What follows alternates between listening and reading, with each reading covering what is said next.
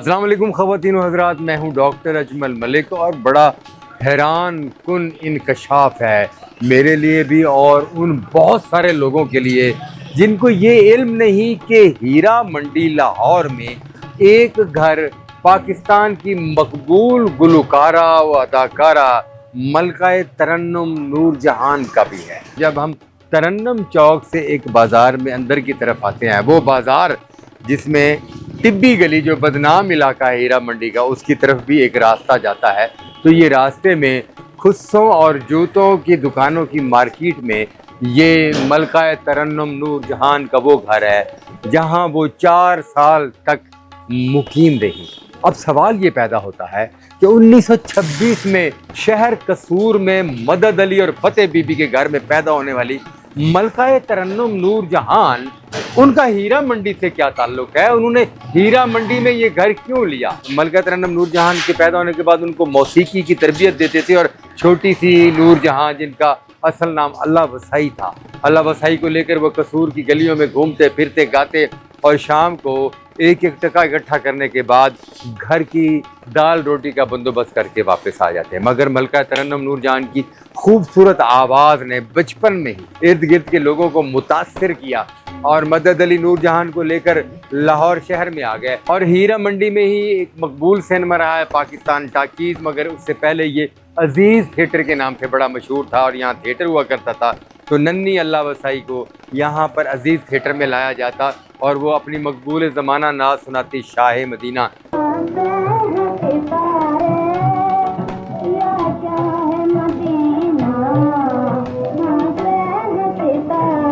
اور لوگ وہ ناز سن کر دم بخود ہو جاتے، اور اتنی خوبصورت آواز کو سننے کے بعد بہت سارے موسیقاروں نے مدد علی کو یہ مشورہ دیا کہ وہ نور جہاں کو کلکتہ لے جائے، کیونکہ اس دور میں کامیابی کے لیے کلکتہ کی انڈسٹری میں جانا بہت ضروری تھا۔ اور یوں ملکہ ترنم نور جہاں کو اس کی بہنیں اور ان کے بھائی شفیع محمد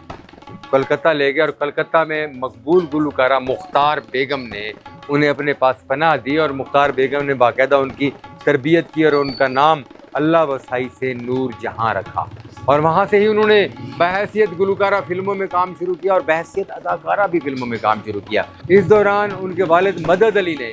یہ گھر، یہ ہیرا منڈی کا یہ گھر خرید کیا اور یہاں آ کر رہنا شروع کیا۔ یہاں لکھا ہوا ہے، یہاں پر لکھا ہوا ہے کہ ملکہ 1942 تک 4 سال تک اس گھر میں مقیم رہ گئی۔ آئیے پہلے ہم آپ کو یہ گھر اندر سے دکھاتے ہیں اور اس کے بعد اگلی کہانی کی طرف۔ یہ خواتین و حضرات، یہ ملکہ ترنم نور جہان کے گھر کی کنڈیشن دکھا رہا ہوں۔ اس گھر میں وہ 4 سال تک 1938 سے 1942 تک وہ اس گھر میں رہائش پذیر رہی ہیں۔ یہ آپ دیکھ رہے ہیں کہ اس وقت کتنے خوبصورت در و دیوار ہوا کرتے تھے جو آج ٹوٹ پھوٹ کا شکار ہیں، کیونکہ اس کے بعد یہ گھر فروخت کر دیا گیا اور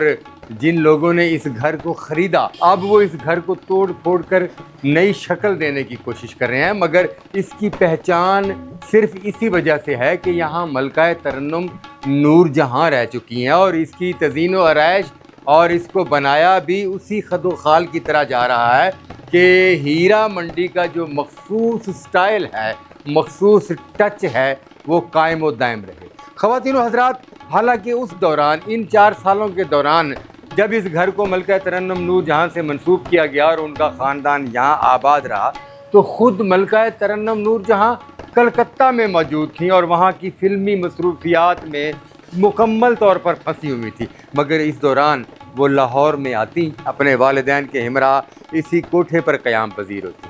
اسے میں کوٹھا اس لیے نہیں کہوں گا کہ ملکہ ترنم نور جہاں کی رہائش کے دوران یہاں کبھی رقص و سرور کی محفل نہیں سجائی گئی، یہاں کبھی مجرا نہیں ہوا۔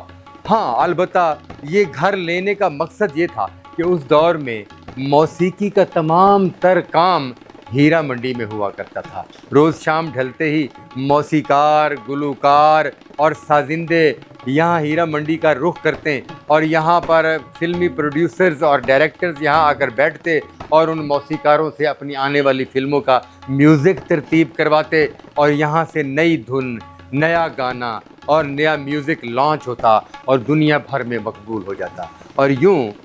استاد مدد علی جو ملکہ ترنم نور جہاں کے والد تھے، وہ کیونکہ خود بھی موسیقی کے خاندان سے تعلق رکھتے تھے اور موسیقی کے دل دادا تھے، تو وہ موسیقی کی مضبوط رمزوں کو اپنانے کے لیے اور اپنی بیٹی کو مزید مضبوط گلوکارہ بنانے کے لیے یہاں ہیرا منڈی میں آن بسے، اور یہاں 4 سال کا سفر ان کا ایک کامیاب ترین سفر تھا۔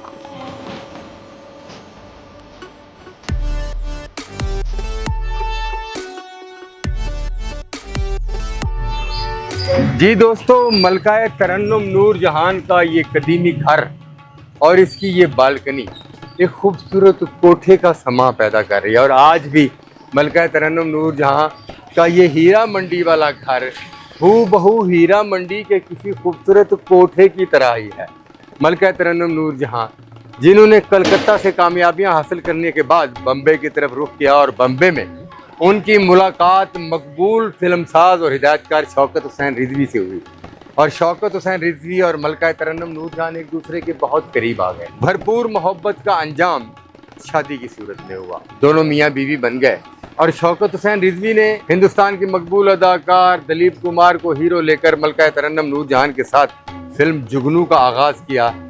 یہ دلیپ کمار کا ڈیبیو تھا۔ شوکت حسین رضوی نے متعارف کروایا دلیپ کمار کو، اور نور جہاں ان کی ہیروئن بنی۔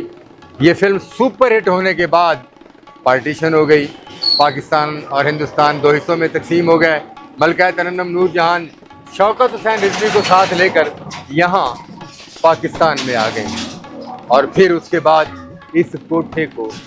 فروخت کر دیا گیا۔ یہ کوٹھا فروخت ہونے کے بعد بھی آج تک ملکہ ترنم نور جہاں کے نام سے منسوب ہے۔ اس کے باہر لگی ہوئی تختی اس بات کی یاد دلاتی رہتی ہے، ہیرا منڈی جیسی اس بدنام جگہ پر ملکہ ترنم نور جہان کا 4 سال تک قیام رہا۔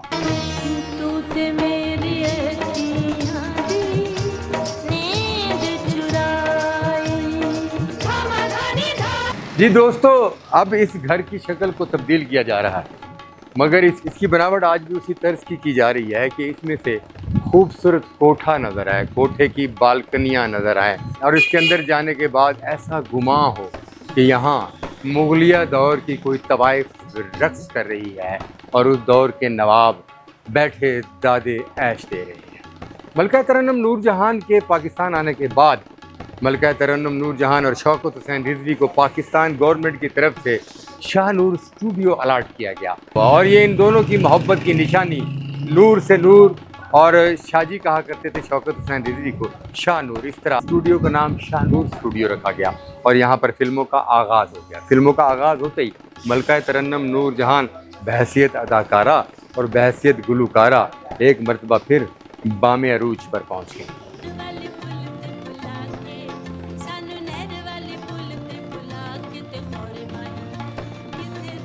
یوں شوکت حسین رضوی اور ملکہ ترنم نور جہاں اپنی فلمی مصروفیات کی وجہ سے ایک دوسرے سے کچھ دور ہو گئے، ایک دوسرے کو وقت نہ دے پاتے۔ شوکت حسین رضوی یاسمین شوکت کی طرف راغب ہو گئے، اور ملکہ ترنم نور جہاں اعجاز درانی کی طرف۔ اختلافات بڑھے اور اختلافات طلاق تک پہنچے۔ ملکہ ترنم نور جہان نے شوکت حسین رضوی سے طلاق لے کر